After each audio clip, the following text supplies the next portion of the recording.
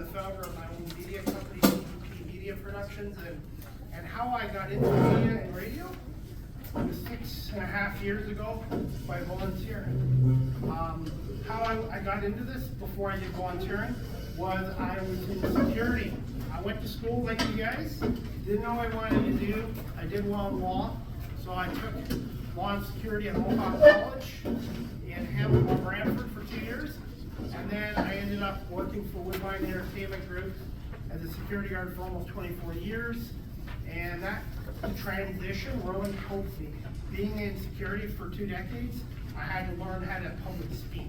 I had to listen, I had to think on my feet, I had to deal with different situations, intoxicated people, substance abuse, mental health issues. So that career kind of helped me prepare for this. Now, I didn't go to school for broadcast journalism, but I self-taught myself. And I would still recommend taking broadcast journalism, but for me, I just used my skills for my other career to transition into this.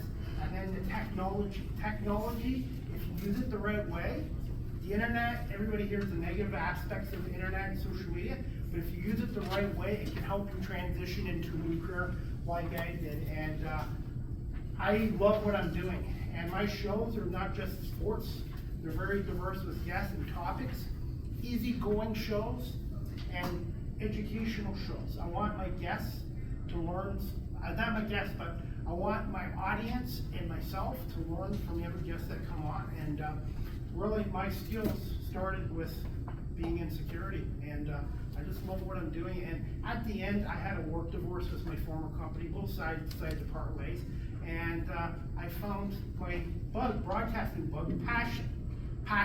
I found it through volunteering with the Wolf Nighthawks of the CEDL, and they asked me to do camera work one night. I'm like, I volunteered. I'm like, oh my God, okay, I'll do it. But I was scared because I'd never done camera work before I filmed a basketball game. So the guy, Kirk is his name, he showed me what I needed to do.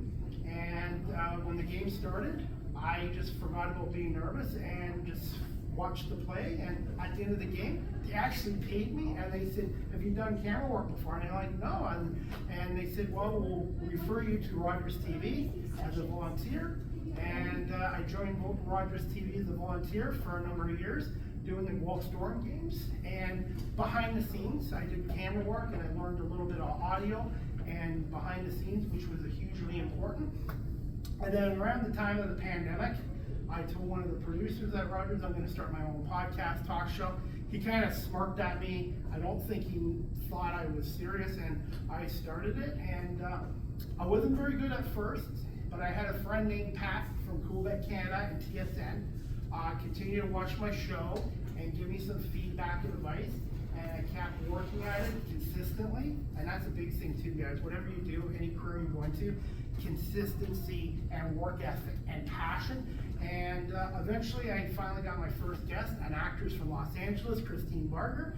And now I've done over 800 episodes for my 3 shows, 1,500 interviews, and I love doing my show. And virtual, I love too, but I also do freelance media work for a number of pro sports teams, the CFL, the Toronto Argonauts, the Hamilton Tiger Cats, the National Football League. For many years,